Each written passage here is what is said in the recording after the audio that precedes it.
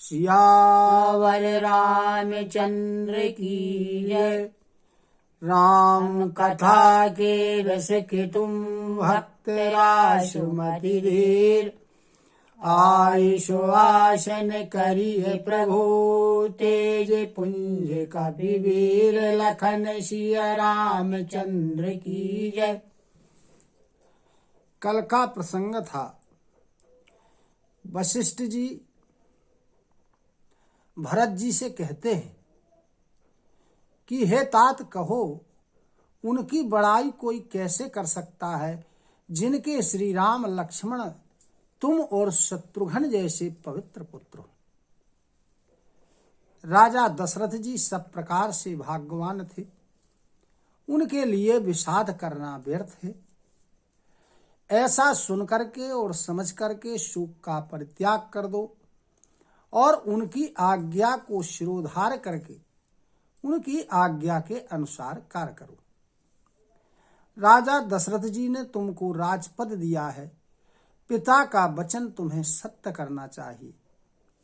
जिन वचनों के लिए उन्होंने श्री रामचंद्र जी को त्याग दिया और श्री रामचंद्र जी के विरह रूपी अग्नि में अपने शरीर की जिन्होंने आहुति दे दी, राजा को वचन प्रिय थे, प्राण प्रिय नहीं थे। इसलिए हे तात, पिता के वचनों को प्रमाणित करो। राजा की आज्ञा सिर पर चढ़ाकर उसका पालन करो, इसी में तुम्हारी भलाई है। परशुराम जी ने पिता की आज्ञा का पालन करके माता को मार डाला। राजा अयाति के पुत्र ने अपने पिता को अपनी जवानी दे दी, उनका बुढ़ापा ले लिया। पिता की आज्ञा पालन करने से उन्हें कोई पाप नहीं लगा और ना उनका इस संसार में कोई अपयश हुआ। इसलिए जो व्यक्ति, वशिष्ठ जी कहते हैं कि जो मनुष्य अनुचित और उचित का विचार किए बिना पिता के वचनों का पालन करते, वे इस लोक में सुख और श्रेयस प्राप्त करते हैं और अंत में स्वर्ग लोक में निवास करते हैं। राजा का वचन अवश्य ही सत्य करो, शोक का त्याग कर दो, प्रजा का पालन करो। ऐसा करने से स्वर्ग में उन्हें संतोष प्राप्त होगा और तुमको पुण्य और यश मिलेगा, कोई दोष नहीं लगने वाला है। यह वेदों में प्रसिद्ध है। स्मृति पुराण आदि सभी द्वारा शास्त्रों की सम्मति है कि पिता जिसको राज्य दे वही राज तिलक पाता है। इसलिए तुम राज्य करो, गिलानी का त्याग कर दो और मेरे वचनों को हित कर समझ करके उसका पालन करो। और जब यह बात श्री रामचंद्र जी और सीता जी सुनेंगे कि तुम राज्य करने लगे हो, तो वह बड़े प्रसन्न होंगे। कोई भी पंडित, कोई भी ज्ञानी इसे अनुचित नहीं कह सकता। और जो कौशल्या आदि माताएं हैं, वे प्रजा का सुख देख करके सुखी होंगे। और हे पुत्र, जो तुम्हारे और श्री रामचंद्र जी के श्रेष्ठ संबंध को जान लेगा, वह सभी प्रकार से तुमको भला ही कहेगा। श्री रामचंद्र जी के लौट आने पर उन्हें राज्य सौंप देना और सुंदर स्नेह के साथ उनकी सेवा करना। अब सचिव ने भरत जी से कहा, हाथ जोड़ करके, कि गुरु की आज्ञा का आप अवश्य ही पालन कीजिए।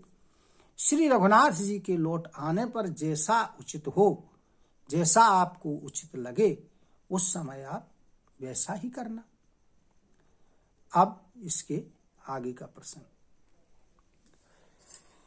कीजिए गुर आयसु अवसि, कहीं सचिव कर जोरी।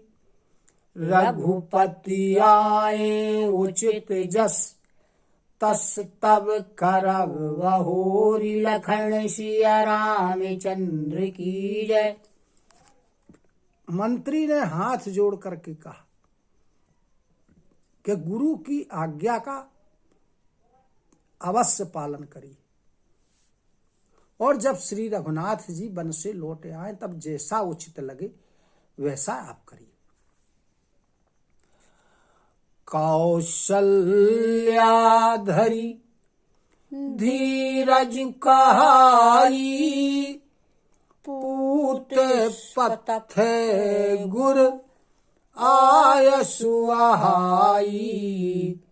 सो आदरिये करिए हितमानी, तजिए विषादु काल गति जानी। कौशल्या जी ने धैर्य को धारण किया और धैर्य धारण करके कहने लगी कि हे पुत्र, गुरु की जो आज्ञा है वो पथ के समान है, अतः हितकर समझ करके आदर के साथ उसका पालन कीजिए और काल की गति को जान करके विषाद का त्याग कर दीजिए। वन रघुपति सुर पुर नर नाहु, तुम्हें यही भांति तात कदराहु। परिजनों प्रजा सचिव सब अम्बा, तुम ही सुते सब कहाँ अवलंबा। कहने लगी माता कौशल्या भरत जी से कि हे पुत्र, रघुनाथ जी वन में हैं और राजा स्वर्गलोक में चले गए। अब हे तात, तुम भी अगर इस प्रकार कातर हो रहे हो तो कुटुंब, प्रजा, मंत्री और सब माताएं, सबके एक तुम ही तो सहारे हो। लखी विधि बाम कालु कठिनाई, धीरज धराऊ मातु बलि जाई। सिर धरी गुर आयसु अनुसरहु, प्रजा पाली परि जन दुख हरहु। विधाता को प्रतिकूल और काल को कठोर देख करके धैर्य का धारण करो, माता तुम्हारी बलहारी जाती है। और गुरु की आज्ञा को शिरोधार करके उनके कहने के अनुसार कार्य करो और प्रजा का पालन करके सारे कुटुंबियों की और प्रजा का दुख दूर करो। गुरु के वचन सचो अभिनंदनु, सुने भरत हित हिय जनु चंदन। सुनी महोरी मातु मृदुवानी, शीले स्नेह सरल रस सानी। भरत जी ने गुरु जी के वचनों को और मंत्रियों के अनुमोदन को सुना, जो उनके हृदय के लिए मानो चंदन के समान शीतल थे। फिर उन्होंने शील, स्नेह और सरलता के रस से सनी हुई माता कौशल्या की बड़ी कोमल वाणी को सुना। शानी सरल रस मातु वाणी, सुनी भरतु व्याकुल भये। लोचन सरोरोह स्रवत सिंचत, विरह और अंकुर नए। सो दशा देखत समय तेहि, विसरी सवही सुधि देह की। तुलसी सराहत सकल सादर, शिव सहज स्नेह की। माता कौशल्या की शीतल सरल रस से सनी हुई वाणी को सुनकर भरत जी बड़े व्याकुल हो गए। उनके नेत्र कमलों से आंसू निकलने लगे। उनका हृदय विरह रूपी नवीन अंकुर को सींचने लगा और इस वियोग के दुख को बहुत ही बढ़ाकर उस दुख ने इन्हें व्याकुल कर दिया। अब भरत जी की ऐसी दशा हो गई कि वे अपने शरीर की सुध बुध भूल गए।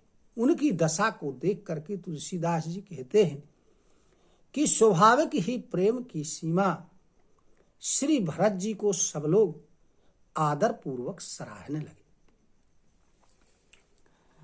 भरतु कमल कर जोरी धीर धुरंधर धीर धरी बचन अमीय जनु बोरी देते उचित उत्तर सबहि लखन सिया रामचंद्र की जय।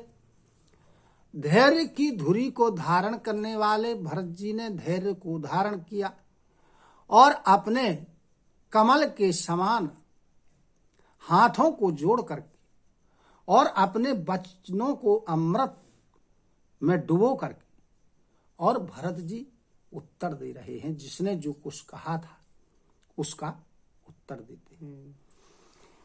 मोहि उपदेशु दीन गुरली का प्रजा सचो सम्मत सब ही का मातु चित धरी आय सुरीना अवशी शीस धरी चाहूं कीना। भरत जी कह रहे हैं कि गुरु जी ने मुझे अच्छा उपदेश दिया, उसमें सचिवों की और प्रजा की भी सम्मति है, यानी उनने अनुमोदन किया है और माता ने भी मुझे उचित आज्ञा दी और मैं भी उसको सिर पर चढ़ाकर वैसा ही करना चाहता हूं। गुरु पितु मातु स्वामी हितवानी सुनि मनि मुदे तो करिए भली जानी उचित की अनुचित किए विचारू धर्म जाई सिर पातक भारू। कहने लगे भरत जी कि गुरु माता पिता स्वामी और मित्र इनकी वाणी हितकर होती है और उस हितकर वाणी को सुनकर प्रसन्न मन से उसे अच्छा समझकर उसको मानना चाहिए, उसका पालन करना चाहिए और उचित और अनुचित का जब उसमें विचार किया जाता है तो धर्म जाता है और सिर पर पाप का भार बढ़ता है। तुम तो देहु सरल सिख सोई जो आचर तो मोर भल होई यद्यपि यह समझऊं हऊनी के तदपि हो तो पर तो सुन जी के। आप लोग मुझे वही सरल शिक्षा दे रहे हैं जिसके अनुसार आचरण करने से मेरा अच्छा ही होना है, भला ही होना है। लेकिन और मैं भी इस बात को अच्छी तरह से समझता हूं, फिर भी मेरे हृदय को संतोष नहीं हो रहा। अब तुम हो विनय मोरी सुन ले हूँ मोही अनुहारा तो सिखावन देहु उतरू देहु क्षमवे अपराधु दुख ते दोषे गुण गहहि न साधु। और अब आप लोग मेरी भी विनती सुन लीजिए और मेरी योग्यता के अनुसार, मेरी क्षमता के अनुसार मुझे शिक्षा दीजिए। मैं उत्तर दे रहा हूं, इस अपराध को क्षमा करना सब लोग। और वैसे भी साधु पुरुष किसी दुखी मनुष्य के गुण और दोषों पर विचार नहीं करते। पितु सोरे पोरे सिए राम बन करन कहु मोहि राजू एहि ते जानहु मोर हित कै आपन बड़ काजू लखन सिया रामचंद्र की जय। पिताजी स्वर्ग में हैं, श्री रामचंद्र जी वनवास में, और मुझे आप लोग राज्य करने के लिए कह रहे। इसमें आप लोग मेरा कल्याण समझ रहे हैं अथवा कोई बड़ा काम होने की आशा रखते हैं। हित हमारो सिय पति सेवकाई सो हरि लीन्हि मातु कुटिलाई मैं अनुमान दीख मन माही आन पाए मोर हित नाही।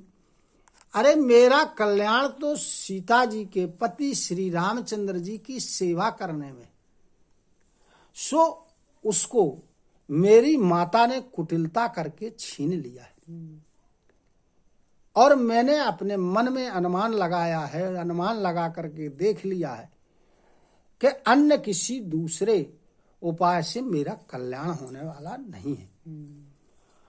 शोके समाजू राजू के ही लेखे लखन रामो सिय बिनु पद देखे बादी वसन बिनु भूषण भारू बादी विरत बिनु ब्रह्म विचारू। कहने लगे भरत जी कि यह शोक का समाज है राज्य, और लक्ष्मण श्री रामचंद्र जी और श्री सीता जी के चरणों को देखे बिना इसका क्या मूल्य है। जैसे कपड़ों के बिना गहनों का बोझ व्यर्थ लगता है। यदि कपड़े ना पहने तो गहने कोई सुंदरता नहीं बढ़ाते हैं और बिगाड़ते। उसी प्रकार वैराग्य के बिना ब्रह्म का विचार करना व्यर्थ होता है। सरोजो शरीर बादी बहु भोगा बिनु हरि भगति जाए जप जोगा जाए जीव बिनु देह सुहाई बादी मोरे सब बिनु रघुराई। भरत जी कहते हैं कि यदि कोई शरीर रोगी हो तो उसके लिए अनेक प्रकार के भोग व्यर्थ हैं। इसी प्रकार श्री हरि की भक्ति के बिना जप और योग ये व्यर्थ है। जीव के बिना यह देह व्यर्थ है, किसी काम की नहीं है। वैसे ही श्री रघुनाथ जी के बिना मेरा सब कुछ व्यर्थ है। जाऊं राम पहि आय सुदेहु एक कहीं आँख मोर हेतेहु, मोहिन पो करी भल आपन चाहू, सौ स्नेह जड़ ताबस कहाहू। आप लोग ऐसी आज्ञा दें कि मैं श्री रामचंद्र जी के पास जाऊं। केवल एक ही उपाय से मेरा हित होने वाला है, और मुझे राजा बनाना चाहते हैं आप लोग, तो मुझे राजा बनाकर आप अपना भला चाहते हैं। यह भी आप स्नेह यानी मोह के कारण कह रहे। के ईशु कुटिल मति, राम विमुख गत लाज, तुम चाहत सुख मोह बस, मोह से अधम के राजु, लखन सिया रामचंद्र की जय। भरत जी कहते हैं कि एक तो मैं केकई का पुत्र हूं, और दूसरा कुटिल बुद्धि वाला, तीसरी बात भगवान राम से विमुख हूं और निर्लज्ज हूं। तो ऐसे व्यक्ति से, ऐसे अधम के राज्य में आप लोग मोह के कारण सुख प्राप्त करना चाहते हैं, उसकी आशा लगाए हुए बैठे। सियावर रामचंद्र की जय। कथा विसर्जन होते सुनहु वीर हनुमान, जो जन यहाँ से आए हो सो तह करो बयान।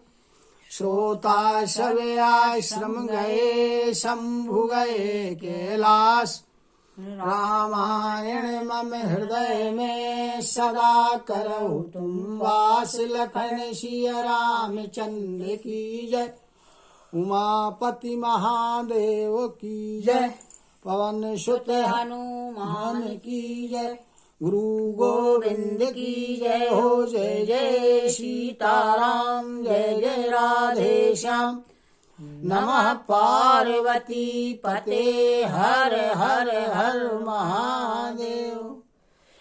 हरि शरणं हरि शरणं, हरि शरणं हरि शरणं, हरि शरणं हरि शरणं, हरि शरणं हरि शरणं।